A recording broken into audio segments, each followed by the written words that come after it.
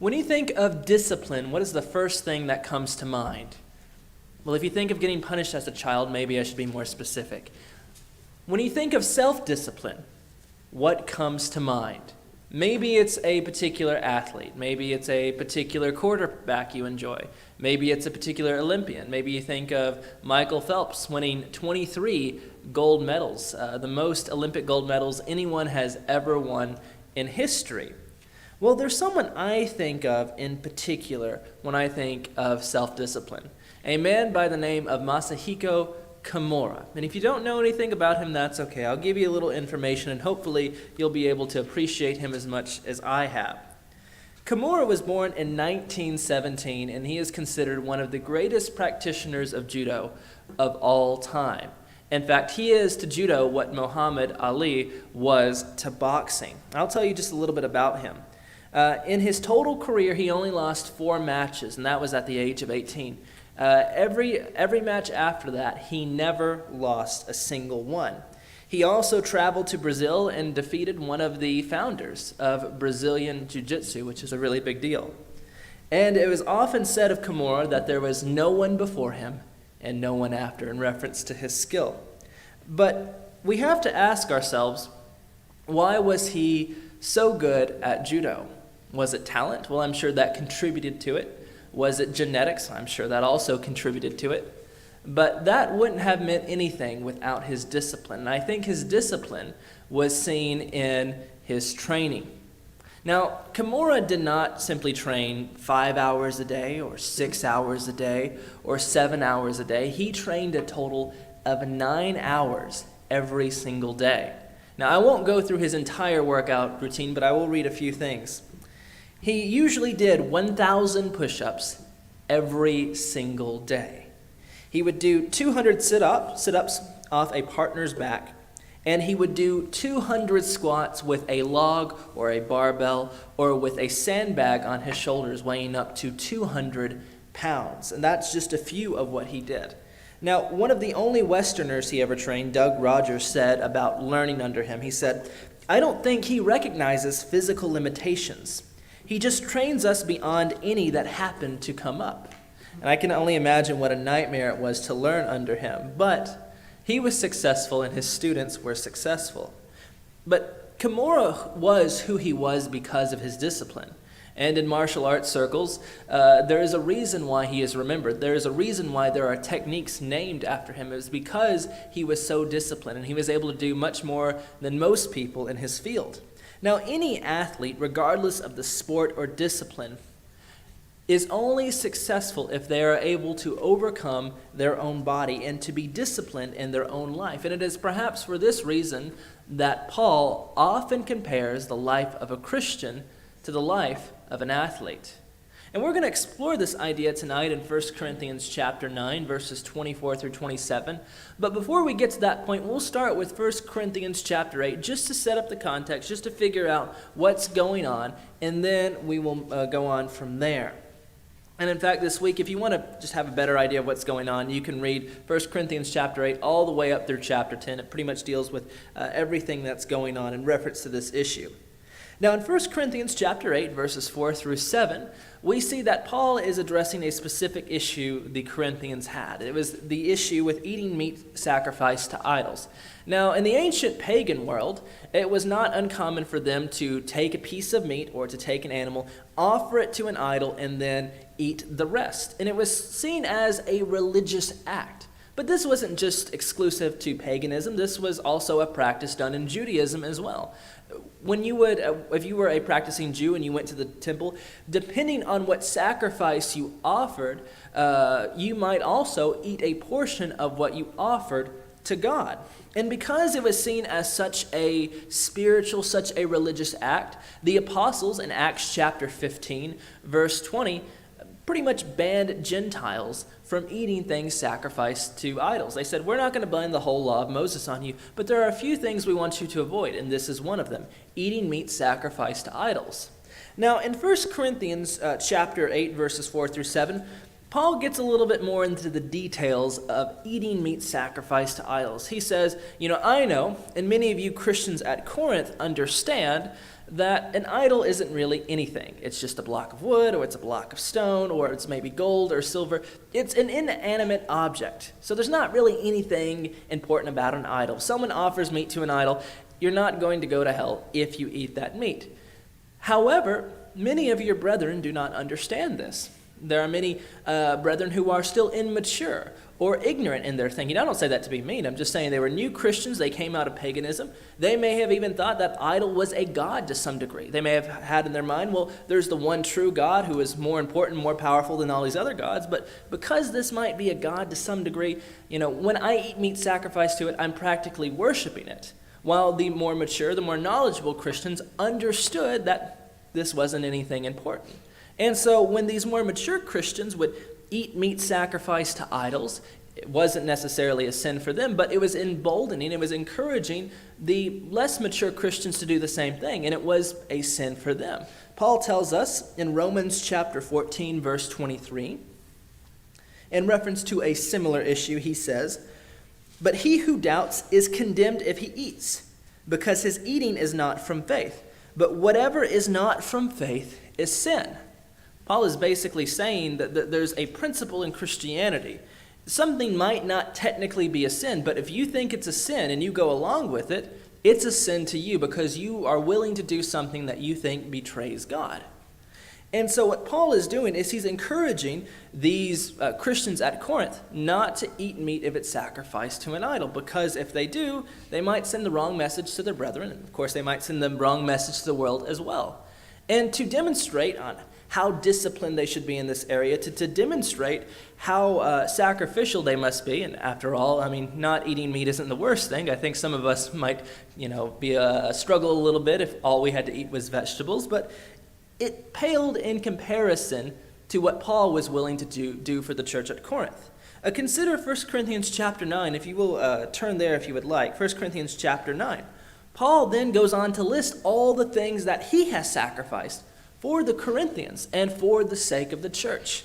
In verse 4, he says, "Do I not have the right to eat and drink?" Now, of course, Paul, he was a human. He ate and drank. He's probably talking about food more on the luxurious side. Do I not have the right to enjoy these simple things in life? He says in verse 5, "Do I not have the right to take along a believing wife?" He was basically saying, don't I have the right to enjoy the benefits of a marriage? He also says in verse 6, "Do I not have the right to refrain from work?" Probably referencing a secular job. Now, of course, we know he would often go to different places, and he would still work even though he was preaching and teaching. He emphasizes all these things to say that, hey, I have the right, I have the liberty to enjoy these things, but I don't for your sake. And in fact, common sense basically indicates that, if I wanted to charge you for my services, I could. If I wanted to get married, I could. If I wanted to take some time and enjoy food and enjoy some tasty water, whatever it was, he had the right to enjoy that. But he would often live a very sacrificial life, the same sacrificial life he was expecting them to live to some degree for the sake of their brethren. He goes on in verse 7 to say, it's common sense. It's common sense that those who work in labor are entitled to benefit from what they labor in. He says, for example, does a soldier enlist at his own expense? For example, if you're a military man and you join the military, well, don't you expect to be paid? Well, of course. It would be it'd be very difficult to supply your own weapons and your own armor and to support your family if you're simply volunteering for it. He says, well, if you enlist or if you raise a vineyard or you raise sheep, whatever you're doing, you have the right to enjoy the fruit of your labor. He says not only common sense and human wisdom indicates this. If you look at verses 8 through 14, he says even the law of God indicates this truth. He says in Deuteronomy chapter 25, verse 4, "You shall not muzzle the ox while he is threshing." Now what Paul is saying is that, whether you're something as simple as an ox or you're a person or whoever you are, if you're sowing in the harvest, you have the right to reap a benefit. You have the right to be paid for your labor. And he also goes on to say that for those who proclaim the gospel are also entitled to this right. But what Paul is saying to them is that even though I am entitled to all these things, I have sacrificed that right, that liberty, for your sake. And so you should be more disciplined in your life, in your Christian living, to be willing to make similar sacrifices for your brethren. And with this idea of discipline and self-sacrifice, he moves to this analogy about being an athlete. And we'll continue in 1 Corinthians chapter 9, verses 24 through 27. And if you will turn with me there. He says, "Do you not know that those who run in a race all run, but only one receives the prize? Run in such a way that you may win. Everyone who competes in the games exercises self-control in all things. They do it to receive a perishable wreath, but we an imperishable. Therefore I run in such a way, not as without aim. I box in such a way as not beating the air, but I discipline my body and make it my slave, so that after I have preached to others, I myself will not be disqualified." Now, before we dive into the passage, let me give you a little background on some of the things that he is referencing. He uses an analogy the Corinthians would have been very familiar with. He starts to talk about the Isthmian Games. That's sort of a hard word to say. I had to practice a little bit. The Isthmian Games, the I and the TH kind of throws me off. But anyway, those at Corinth were very familiar with these games. They were a lot like the Olympic Games that we emulate today. And they had 6 main events: wrestling, jumping, javelin throwing, discus throwing, running, and boxing. And in fact, these events were held just 10 miles away from Corinth. In fact, the city of Corinth supported these games. So these are things the Corinthian church would have been familiar with. And he uses the first analogy. He talks about running for a particular prize. I think running is perhaps the most simplest form of sport in reference to the rules. Running is not a simple thing. It's a very difficult thing, but it's simple in reference to the rules. It's one of the first games our children learn how to play. In fact, if you stay afterwards, one of our little ones will probably ask you to race down the halls or race down the parking lot. It's one of their favorite things to do, and they take it very seriously. Well, people of the ancient world also took their racing very seriously. But I think we would all agree, while the racing is fun to watch and it's fun to do, what is most important is the prize. Some say, it's just to have fun, but that's not true. It's the prize that is the most important. At least it is to me. I mean, if you just enjoy running for the sake of it, that's fine. But I think what matters to most people is the prize. And in fact, there was a lot to compete for. There was a wreath. Now, the crown might not sound too fancy to us, but because it's just pretty much vegetation made into a crown. But what it symbolized was important to them. It symbolized victory, honor, and glory. It also meant that if you won that, you also won the cash prize as well. That's sometimes equated up to $300,000 in modern currency. So they were competing for a prize that would have been life-changing. And Paul probably enjoyed the idea of this prize. The Corinthian church probably thought this was a wonderful prize, and it was. But Paul points out that it was perishable. That wreath that you wear for a little bit, it's eventually going to decay. It's going to fall apart. It's not going to last long. Now, the $300,000 might last a little bit more, but eventually it will be spent. It's not going to last forever. Paul says we as Christians, in contrast to that, we run for something that is imperishable, something that will never fade away. Paul says in verse 26, therefore, in light of this fact, run in such a way to win the prize. But we're supposed to run in a particular way. We're supposed to run with aim. We're supposed to run not without aim. And this is something that he places a lot of emphasis on. You see, goals are important in pretty much every aspect of life. I know, personally, I'm goal-oriented. Whenever I'm working on anything, I come up with a list of everything I need to do because it keeps me on track. And I know many of you are the same way. If you have a particular goal in mind, something you need to work on, you come up with your plan and everything you need to do to accomplish that plan because it helps keep us on track. It encourages to do what we need to do. In fact, we have an expression to go with Paul's idea here, keeping your eye on the prize. And if anyone expects to win anything, you cannot do it without being constantly mindful of what you are running towards. And this is true of Christianity, although it's a little bit more tricky, because Christianity is not a race that is short. It's not a sprint. It's not even a marathon. In fact, a marathon, it pales in comparison to the length of the Christian race. It is something that we do every single day. It is something that we plan to do for the rest of our lives. Now, the longer the race, the longer the project, whatever you're working towards, the longer it is, the harder it is to keep focus. The more easy it is to become distracted and to be tempted to work towards other goals or other prizes. And this, I think, unfortunately, is one of the many reasons why many Christians start the race but do not finish. As they run, they get tired, and the side of the track seems a little bit more comfortable than actually running on it. And so they take a break for a moment, and unfortunately, they never get back on. Some come across difficult terrain that they did not expect and get discouraged and turn back. And then there are others who hit that mental wall. They feel overwhelmed by the difficulties of the race and become discouraged and turn around. Now, one of the best things we can do as Christians to make sure that we accomplish or succeed in this race is to always keep in mind our goal. When was the last time you ever heard an Olympic gold medalist say, when they talked about all the hard work they put into achieving that medal, when was the last time you ever heard one say, I really regret this. I worked too hard. I sacrificed too much. It simply was not worth it. I've never heard any athlete say that.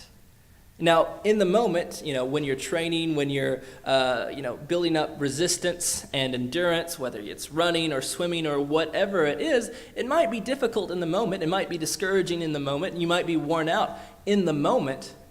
But that effort always pales in comparison to the prize. And that is what Paul is indicating for us. Notice what Paul says in Romans chapter 8, verse 18. Romans chapter 8, verse 18. I think this verse fits very well here. Paul tells us, "For I consider that the sufferings of this present time are not worthy to be compared with the glory that is to be revealed to us." Paul says that the trials we face in this life, as difficult as they may be, pale in comparison to the prize we will receive. Now, in the moment, it may seem difficult, but when we take a step back and we try to see things from a bird's eye view, all the things we face in this life always pale in comparison to what we receive. And so in light of that, we as Christians must always keep our mind on the goal, on the prize, because unlike the prize they received in the Isthmian Games or any other type of sport we have today, our prize never fades.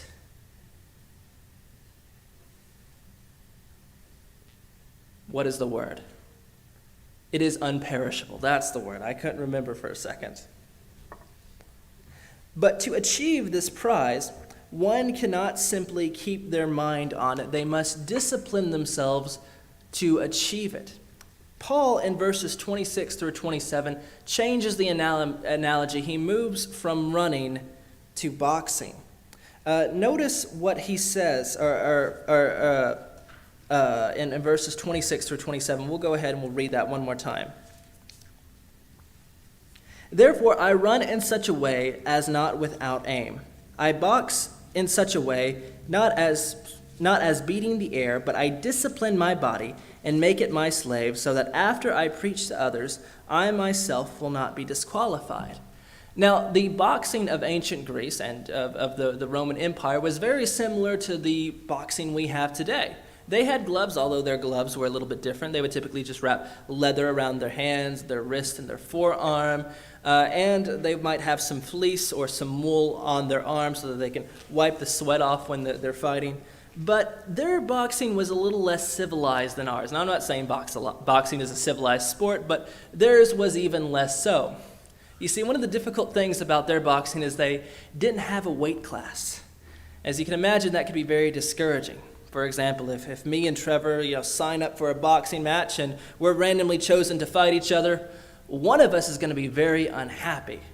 And, I can tell you, for someone who did judo for a little bit, it's not fun fighting a person who is 200 pounds above your weight. And so you can imagine how difficult this would have been. Also, there was no breaks, there was no rounds, so you just fought until one of you got knocked out or one of you gave up. It was a very difficult thing. But it seems that Paul, figuratively speaking, indicated that he was a good boxer. He uses this phrase, he says, I box not as beating the air. And some commentators have suggested what he is saying is, when I punch, when I hit, I don't miss. I don't hit the air. I hit my target every single time. But I think the most unique part of this analogy is his target. What is he striking? Is he fighting Satan? No, not really. Is he fighting some false teacher? No, not at all. In fact, he says he is fighting himself. Now, the New American Standard Bible says that he disciplines his body, and that technically is true. But the word there for discipline has more nuances than that. And I think the NIV actually carries through what Paul is literally saying. The NIV says at the end of verse 26, the beginning of verse 27, it says, I do not fight like a boxer beating the air. No, I strike a blow to my body. Now, what Paul is saying is that I strike a blow to my body to discipline myself. That word for strike or discipline literally means to hit someone under the eye, as to disfigure them, as to give them a black eye. What Paul is saying is that my target is myself. Now, I think that's very interesting. Now, of course, in ancient Greece, they had punching bags like we do today, sometimes filled with sand or flour. And if you wanted to train, if you wanted to hone your skills, you could punch a punching bag. But it appeared that Paul's own punching bag was himself. Now, what is the point is he trying to make? Is he just, a masochist who likes hurting himself? No, that this is completely figurative. What Paul is saying is that I am in control of my body. I fight against my body. I make sure my body listens to me. In fact, that's why he says, I make my body my slave. I'm not a slave to my body. My body is a slave to me. In fact, this is also true for athletes. Athletes, if they're expecting to win, if they're expecting to do well, they must have full control over their bodies. Their body might say, hey, I'm hungry. And you have to say, we can't eat now. Your body might say, well, I'm tired. And you might have to say, well, we can't sleep now. Your body might say, well, I'm in pain. You might have to say, well, it's not a time to relax. And it's up to the athlete to overcome these things. And this is why Paul says, I discipline my body. I make it my slave, because this is what he has to do, and this is what every Christian has to do to accomplish the prize. Now, I think this is a struggle we're all aware of, and we all face that. There is this war we have with what we know to do is right and what our body desires. Consider what Paul says in Galatians chapter 5, verse 16. He says, for the flesh sets its desire against the spirit, and the spirit against the flesh, for these are in opposition to one another. If you're a Christian, you know this struggle. Sometimes there are things you want to do that is right, and your body wants to pull you in the opposite direction. As the athlete must discipline his body so that it is submissive to him, so the Christian must overcome his desires and his body. And unfortunately, for many people, this is very difficult. Many people have become a slave to their body. I notice what Paul says in Philippians chapter 3, verse 17. He says, it's such a sad passage to me because I know this to be true for many people. He says, their end is their destruction. Their God is their belly. They glory in their shame with their minds set on earthly things. Paul talks about certain individuals. He says their God, what they serve, is their belly, their desires. Some translations say appetite. It's what their body wants. That's what they serve. That's what they live their entire life around. And I can't think of a worse form of self-imposed slavery, to be enslaved only to what your body wants. And maybe this is why Paul places such an emphasis on having self-control, on having self-discipline, because if you notice at the end of verse 27, he says, "Lest I too be disqualified." Paul was aware of something I think every Christian should be. The fact that even the greatest among us, even perhaps one of the greatest Christians of all time, can lose their way. That's why he also says in the next chapter, 1 Corinthians chapter 10, verse 12, "Therefore let him who thinks he stands take heed lest he fall." And Paul knew that he himself, if he was not careful focusing on himself just as much as he was focusing on everyone else, he too could be disqualified. Now, that's not something that should keep us up at night. That's not something that should terrify us. We as Christians should have peace and joy, and if we're walking in the light and we're putting our trust in God, this is not something that should be keeping us up at night, but it is something to sober us up, to make us aware of what is at stake, and to be aware that if we are not careful, that if we don't seek to discipline our bodies, to keep our eye on the goal, this could be a reality for us as well. Let's look at one more verse right quick. We're just going to read it again. 1 Corinthians chapter 9. Let's see. Notice what he says in verse 25. "Everyone who competes in the games exercises self-control in all things." And this is what he was trying to communicate to the church at Corinth. I'm sure you can remember many of their other issues, and they pretty much all resolved around this idea of self-control, something that they lacked. And of course, we as Christians know that if we are going to achieve this prize, we must have self-control in every aspect of life. So, as we conclude, how can we as Christians become disciplined? How can we have self-control in all things? Well, one thing that is helpful is something that Paul did on many occasions, something we can do from time to time, is simply think about what an athlete does to win, to succeed. And one of the things that an athlete does is he monitors his diet. Now, we as Christians have a diet, a spiritual diet as well.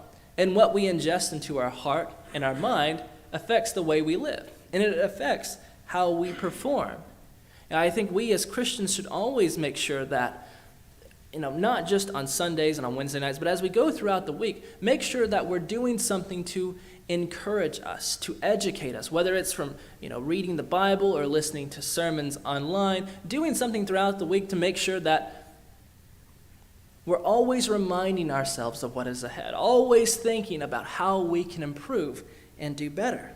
Another thing an athlete has that helps him succeed is a coach, is a trainer. And of course, you can apply that in many different ways. You could think of Jesus as someone who is training you to be all that you need to be, taking his teachings, meditating on them, and making them a part of your life. You could even see someone at your congregation as a type of coach. Maybe it's someone that you look up to. Maybe someone who's an encouragement to you. Paul even did that with himself to other Christians. He said, "Imitate me inasmuch as I imitate Christ." Maybe you need someone close to you to encourage you, to set an example for you. Maybe someone to talk to. And if you're seeking something like that, I would recommend you reach out to someone to help you be the kind of Christian you need to be. Finally, the last thing we can do is we can meditate on the prize. Because if we ever lose track of what we are trying to accomplish, we will not succeed. Now, the Isthmian athletes only had to train for 10 months. That is what everyone did. They only trained a matter of 10 months to achieve a prize, and it was a big prize. It was honor and glory, symbolized by the wreath. It was a hefty penny. It was $300,000 in modern currency. They had a lot that they worked for, that they were disciplined for, but it was only a matter of 10 months. We as Christians have a prize that does not even compare to that. But it requires more effort. It requires more time. But it is eternal in nature. It never fades away. It never loses its glory. It is imperishable. It lasts forever. And I think that is significant because everything in this life, no matter what it is, it loses its value. It fades. It grows old. It always pales in comparison when you look back on it. And I think we as Christians must be careful how we live this life, to have the discipline we need to make sure that when this life is over, we will hear those words, "Thy good and faithful servant." Now, before we conclude tonight, if you're here and you're reflecting on your own life and you realize that you have not lived the kind of disciplined life you need to as a Christian, maybe you've lost sight of the goal, maybe you've allowed some bad habits to come into your life that are affecting the way you're running this race, and if that is so, we'd be glad to pray for you, and God will certainly forgive you. And if you're here tonight, and you have not yet begun this race, and you're not yet a Christian, you're willing to repent of your sins and put Christ on baptism so he can add you to his church, we'd be glad to baptize you. And if you simply would like prayers from the congregation, we would love to pray for you, and God will give you what you need to overcome. If there's anything we can do for you spiritually, please come forward as we stand and sing.